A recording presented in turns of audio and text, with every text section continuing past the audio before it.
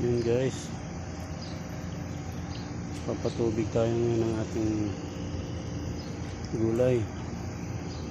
Baka sakaling makasurvive sa sobrang init ngayon. Sobrang init ng panahon ngayon. Ngayon na, maliliit pa. Baka sakaling makasurvive siya. May saluyot na ating tinanim. Yung iba.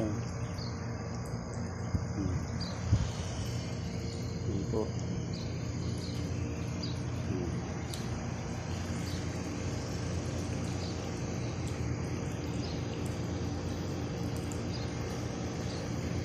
Yan po yung ating dinidiligan araw-araw. Yan po. Sakaling makasurvive sa sobrang init, meron tayong harvestin. Hindi na tayo kailangan bumili sa tindahan nito. Ito, may talong. Tinanggal ko yung mga tuyong baka sakaling makasurvive din. Ito, kamote nanunuyo na.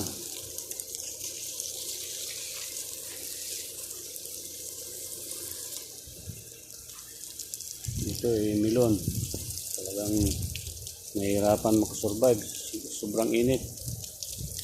Yan ginagawa nga natin, talagang pinapatubigan natin ito ng kailan talagang wala.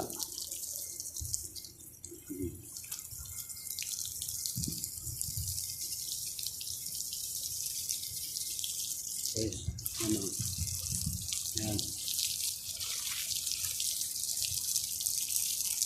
So, yung mga talong, may mga tayo dito, yung okra na maliliit pa. Yan.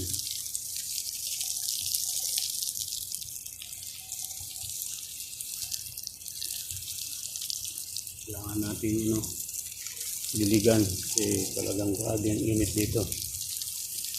Baka sakaling makasurvive, libre na tayo sa sa gulay. Sa ito, meron din melon dito. So, sari-sari nilagay ko rito. May okra, sitaw, saluyot, may melon. Bahala na kung sino sa kanila yung makasurvive. Makasurvive sila, di salamat. Yan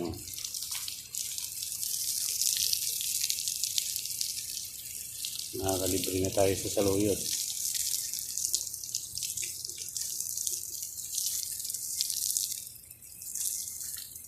Yan.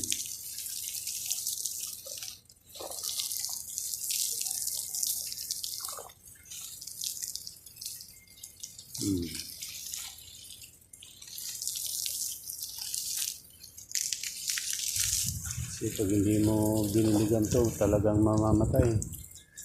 Grabe ang init. May init dito, maabot ng 54, 55.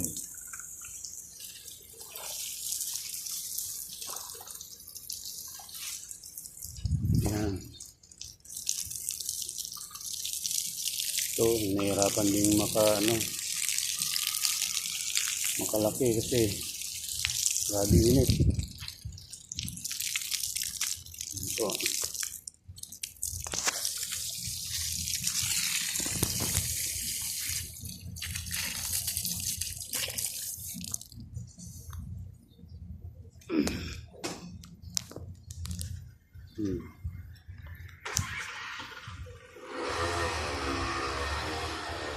Ito.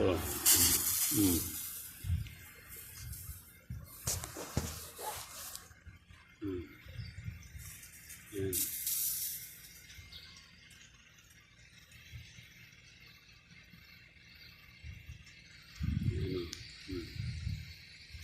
Ating sitaw medyo maganda na. Yan. Ito, meron din tayong tanglad. Okay guys, mamaya naman tayo mag-almusal muna. Bye bye. God bless.